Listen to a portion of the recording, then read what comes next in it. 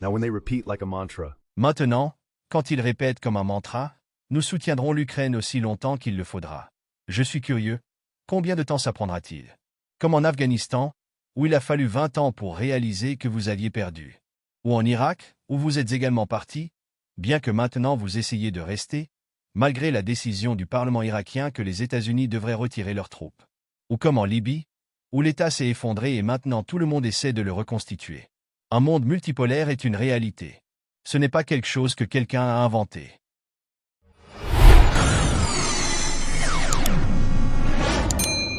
Bonjour les amis, aujourd'hui je vous propose de plonger dans la conférence de presse que Sergei Lavrov a tenue à l'ONU après son discours du 16 juillet. Vous trouverez le discours complet dans la description, mais ici, je vais partager avec vous un extrait clé où il aborde la montée en puissance de la Chine face aux critiques de l'Occident, notamment des États-Unis et de l'OTAN. Lavrov offre une analyse percutante sur la place de la Chine dans le conflit en Ukraine et la guerre économique en cours. Après avoir visionné cet extrait, je vous donnerai mes impressions sur les points saillants soulevés par Lavrov. Restez bien jusqu'à la fin pour une analyse plus approfondie. Monsieur le ministre, je représente la télévision chinoise.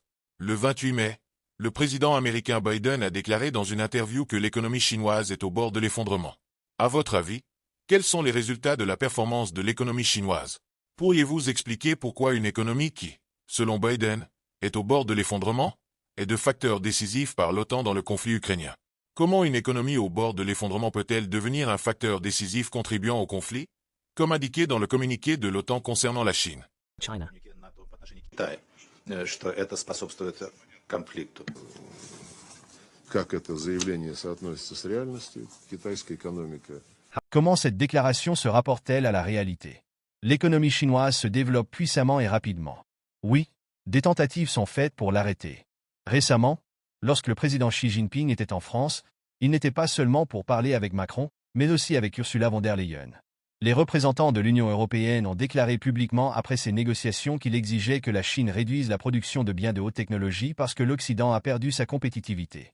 Comment cela s'aligne-t-il avec les principes d'un marché libre et d'une concurrence loyale? L'Occident veut ralentir l'économie chinoise.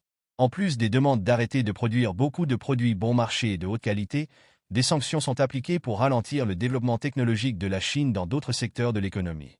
Mais il ne devrait y avoir aucun doute. Plus les restrictions discréditent complètement le modèle de mondialisation et d'unité de l'économie mondiale promu par l'Occident, plus les pays contre lesquels ces sanctions sont appliquées travailleront activement et efficacement à créer leurs propres technologies et produits. Cela inclut bien sûr la République populaire de Chine, la Fédération de Russie et bien d'autres. En ce qui concerne la Chine, il est intéressant que j'ai lu une déclaration, je ne me souviens plus exactement maintenant, mais je pense qu'elle a été faite par Stoltenberg. Il commentait les exercices militaires qui ont eu lieu entre la Chine et la Biélorussie sur le territoire biélorusse. Et il a sérieusement, avec un tel pathos, déclaré que c'est une affaire dangereuse parce que la Chine s'approche de l'OTAN. Mais le fait est que les Américains se sont approchés de la Chine il y a longtemps. Ils entourent la Chine et la Russie aussi, avec tout cela se passant à nos frontières, avec des structures de blocs comme OCU, les États-Unis, le Japon et la Corée. Les États-Unis et la Corée du Sud concluent des accords sur la politique nucléaire conjointe, et bien plus encore. Ils essaient de diviser la région et d'attirer certains pays dans leurs rangs, dans les rangs de ces structures de blocs fermés.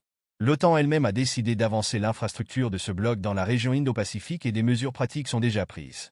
Stoltenberg a déclaré en réponse à la question « Comment se fait-il que vous vous soyez toujours appelé une alliance défensive, une alliance pour la protection des territoires des pays membres ?» Oui, nous restons une alliance défensive, mais il y a des menaces pour notre alliance. Maintenant, c'est mondial, donc nous devons aller dans la région Indo-Pacifique. Mais je pense que la nature agressive et injuste d'une telle position est claire pour tout le monde. Avec la République populaire de Chine et nos autres partenaires dans le cadre de l'Organisation de coopération de Shanghai, dans les contacts avec l'ASEAN et le Conseil de coopération des États arabes du Golfe, nous préconisons un modèle de sécurité qui sera eurasien. Il sera basé sur l'égalité, l'indivisibilité de la sécurité et la pleine prise en compte mutuelle des intérêts. Je pense que ce modèle a un avenir, mais ça prendra beaucoup de temps. Lorsque les États-Unis sont entrés sur la scène mondiale en Afghanistan, en Irak et en Libye, comment ça s'est-il terminé? Quels changements pacifiques pour le mieux y ont eu lieu? Maintenant, quand ils répètent comme un mantra, nous soutiendrons l'Ukraine aussi longtemps qu'il le faudra. Je me demande, combien de temps cela prendra-t-il? Comme en Afghanistan, où il a fallu 20 ans pour réaliser que vous aviez perdu, ou en Irak, où vous êtes également parti.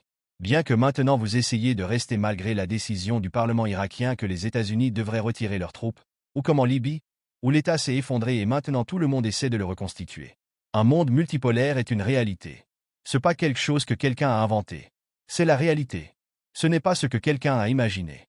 Si vous regardez la part dans le monde, si vous regardez la part des États-Unis et de l'Occident dans le produit intérieur brut mondial, il y a 50 ans, il y a 20 ans. Et maintenant, vous verrez que la situation a changé. Il y a quelques années, les pays des BRIC, en termes de produit national brut par parité de pouvoir d'achat, ont dépassé les pays du G7. Et maintenant, avec 5 autres pays ajoutés aux BRIC, ce ratio ne fera qu'augmenter. Mais les États-Unis font tout pour que ce poids réel dans l'économie et la finance mondiale des nouveaux centres de croissance ne se reflète pas dans les activités du Fonds monétaire international et de la Banque mondiale. Les États-Unis conservent le paquet de vote qui leur appartient, environ 15%, ce qui, selon les règles du FMI, leur permet de bloquer les décisions. Il est depuis longtemps nécessaire de redistribuer ces quotas et ces votes, comme l'insistent les pays des BRIC. Ce sera l'un des principaux enjeux économiques et financiers du sommet des BRIC à Kazan en octobre de cette année. Au sein de l'Organisation mondiale du commerce, qui nous a été présentée comme le régulateur optimal et équitable du commerce mondial, la situation a changé. Dès que la Chine a commencé à surpasser les États-Unis dans la compétition, développant son économie sur les principes de la mondialisation inventés par les Américains et proposés à tous, les États-Unis ont commencé à agir. La Chine a commencé à les surpasser sur leur propre terrain économique. Les États-Unis ont simplement fermé l'organe de règlement des différends de l'Organisation mondiale du commerce. Des astuces techniques ont été utilisées, et maintenant, il n'y a plus de quorum. Depuis de nombreuses années, toutes les plaintes que la Chine a légitimement adressées à la politique protectionniste des États-Unis sont restées en suspens. Par conséquent, la réforme de l'Organisation mondiale du commerce est à l'ordre du jour des BRIC. Nous nous efforcerons d'atteindre cet objectif et ces sujets sont déjà et bien sûr seront parmi les principaux au sommet du G20 à Rio de Janeiro. Cette structure devrait considérer équitablement les questions réelles de l'économie mondiale et prendre des mesures pour son développement de manière à ce qu'il y ait un bénéfice mutuel correspondant à la contribution à l'économie mondiale. Maintenant, si nous prenons l'Eurasie, il y a l'Organisation de coopération de Shanghai, l'Union économique eurasiatique et l'ASEAN. Toutes ces structures ont des accords avec la Chine pour harmoniser les projets d'intégration avec le projet chinois de la ceinture et la route. Les pays du Golfe Persique se trouvent également ici, qui, soit dit en passant, font aussi partie de l'Eurasie. Ainsi, toutes ces organisations établissant des contacts entre elles créent le tissu des futures interactions matérielles sur le continent eurasiatique. Cela repose sur les avantages comparatifs d'un espace unifié riche en ressources naturelles et important du point de vue des communications maritimes. Nous encourageons activement ces processus. En même temps, après que les États-Unis, avec leurs alliés, ont imposé des sanctions sans précédent contre la Russie, l'Iran et le Venezuela, ainsi que contre la Chine et de nombreux autres pays, les nations d'Afrique et d'Amérique latine ont commencé à réfléchir à la manière de se protéger de tels caprices. Personne ne sait contre qui les Américains se mettront en colère à l'avenir. Parce que personne ne sait qui les Américains vont en colère dans le futur. Par exemple, lors du sommet du G20 de l'année dernière, le président Lula a activement promu l'idée de créer des plateformes de paiement alternatives et des mécanismes de règlement au sein des BRIC. Cela est géré par les ministres des Finances et les gouverneurs des banques centrales des BRIC. Des recommandations seront préparées pour le sommet. Le président Lula a également suggéré d'envisager la transition vers une monnaie commune au sein de la SLAC. Tout le monde essaie de se protéger. Récemment, l'Arabie saoudite a déclaré que dans une situation où les États-Unis et tout l'Occident collectif veulent geler l'argent russe, ils réfléchiront à comment être moins dépendants du dollar. Le processus de dédollarisation est en cours et il ne peut pas être arrêté. D'ailleurs, Donald Trump a été mentionné aujourd'hui. Il a dit que c'est suicidaire pour les États-Unis. Mais ce processus a été initié par les États-Unis eux-mêmes. Par conséquent, des structures régionales telles que l'Union africaine, la CELAC et les organisations asiatiques que j'ai mentionnées sont déjà en contact les unes avec les autres. Et bien sûr, au niveau mondial, les BRIC ont toutes les capacités pour servir de harmonisateurs des processus dans d'autres régions de la majorité mondiale. Le groupe des 20 que j'ai mentionné restera certainement où la majorité mondiale continuera de communiquer avec l'Occident, si bien sûr l'Occident est prêt à le faire honnêtement. Les Nations Unies resteront là où tout le monde est représenté et où tout le monde doit communiquer. Hier, Peter Szijjártó, le ministre des Affaires étrangères de la Hongrie, a parlé de ce sujet. Il a dit qu'il avait toujours cru que l'ONU avait été créée pour communiquer avec tout le monde et non pour soutenir les ambitions de l'Occident. Maintenant, tout est différent. L'Occident a décidé que l'ONU avait été créée pour renforcer ses ambitions excessives et pour jouer le rôle d'hégémon sur la scène mondiale. Je pense qu'à un moment donné, les États-Unis comprendront qu'il vaut mieux faire partie d'un processus constructif que d'utiliser les sanctions et la force militaire en faisant danser tout le monde à son rythme. De plus, Le rythme change souvent. Tous les 4 ans, il y a un rythme différent. Tout le monde essaie de s'adapter d'une manière ou d'une autre, mais maintenant ils comprennent déjà que ce n'est pas facile compte tenu des spécificités des processus politiques internes aux États-Unis. Lavrov adopte une approche stratégique et réaliste face aux bouleversements géopolitiques actuels, marqués par une transition vers un monde multipolaire. Ce discours s'oppose fondamentalement à la perspective occidentale, souvent focalisée sur des résultats immédiats et des objectifs à court terme. Lavrov expose une vision à long terme, où la Russie se positionne comme acteur clé dans la réorganisation de l'ordre mondial. 1. Perspective sur la multipolarité. Lavrov décrit la multipolarité non pas comme un objectif final, mais comme un processus en cours. La Russie considère déjà vivre dans un système multipolaire, en constante évolution. Contrairement aux pays occidentaux, qui visent souvent des résultats fixes, la Russie adopte une vision plus organique du changement global, où elle n'est qu'un des nombreux acteurs. 2. Rôle des États-Unis et de l'OTAN.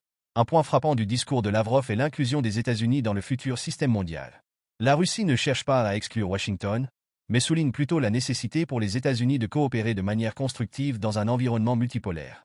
L'OTAN, perçue comme une extension des ambitions américaines, est considérée comme un obstacle, mais pas l'unique déterminant des futures relations internationales. 3. Critique de l'ordre basé sur des règles.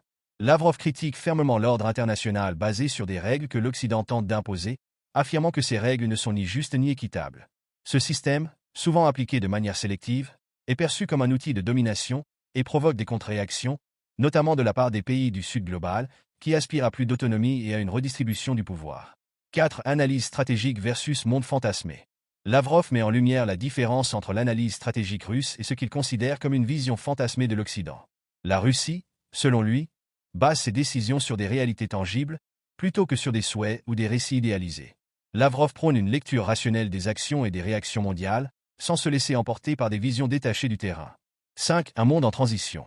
Enfin, la Russie voit dans ce processus un avenir où le pouvoir mondial sera plus distribué et où les règles seront appliquées équitablement à tous. Lavrov insiste sur le fait que la transition vers un monde multipolaire se fera naturellement, à condition que les acteurs comme la Russie jouent un rôle constructif dans cette réorganisation. En somme, le discours de Lavrov ne se limite pas à défendre la position de la Russie dans le conflit actuel, mais propose une analyse plus large de l'évolution des relations internationales. Cette vision se distingue par son approche pragmatique et systémique, opposée aux modèles plus rigides et unilatéraux de l'Occident. Il reste à voir si cette vision tiendra face aux réalités du monde en transition, mais elle ouvre la voie à une réflexion plus approfondie sur la place de chaque acteur dans ce nouvel ordre mondial. Voici 5 leçons d'excellence que l'on peut tirer des propos de Lavrov et appliquer pour progresser tant sur le plan personnel que professionnel. 1. Vision à long terme et approche stratégique. Lavrov insiste sur l'importance de considérer les processus plutôt que de se concentrer uniquement sur les objectifs finaux. Appliquer cette approche permet de mieux gérer les évolutions imprévues et d'adopter une vision durable, essentielle dans la planification personnelle et professionnelle. 2. Flexibilité et adaptation. La multipolarité, selon Lavrov, est un processus naturel et inévitable. Cela souligne l'importance de s'adapter aux changements dans un environnement en perpétuelle transformation. Savoir évoluer et ajuster ses stratégies est crucial pour maintenir un haut niveau de performance. 3. Analyse rigoureuse des situations. Lavrov met l'accent sur l'analyse réaliste des faits plutôt que sur la création de récits. Dans la vie personnelle et professionnelle, cette rigueur analytique permet de prendre des décisions éclairées et d'éviter les pièges des idées préconçues ou des projections irréalistes. 4. Coopération et inclusion. La Russie ne cherche pas à exclure les États-Unis dans un ordre multipolaire, mais à coopérer intelligemment. Cette leçon enseigne l'importance de l'inclusion et de la collaboration dans les relations humaines et professionnelles, favorisant ainsi des partenariats productifs. 5. Constance et résilience face à l'adversité. Lavrov insiste sur la nécessité de rester concentré et de jouer un rôle constructif, même dans des conditions adverses. La résilience et la constance dans l'effort sont des clés pour surmonter les obstacles et atteindre l'excellence dans tous les domaines. En conclusion, les propos de Sergueï Lavrov nous offrent des enseignements précieux sur l'importance de la stratégie, de l'adaptation, de l'analyse réaliste, de la coopération et de la résilience. Appliquées à notre quotidien, ces leçons permettent d'aller d'excellence en excellence, que ce soit sur le plan personnel ou professionnel. Elles nous rappellent que dans un monde en perpétuelle transformation, l'essentiel est de rester ouvert aux évolutions, de coopérer intelligemment et de maintenir une constance face aux défis.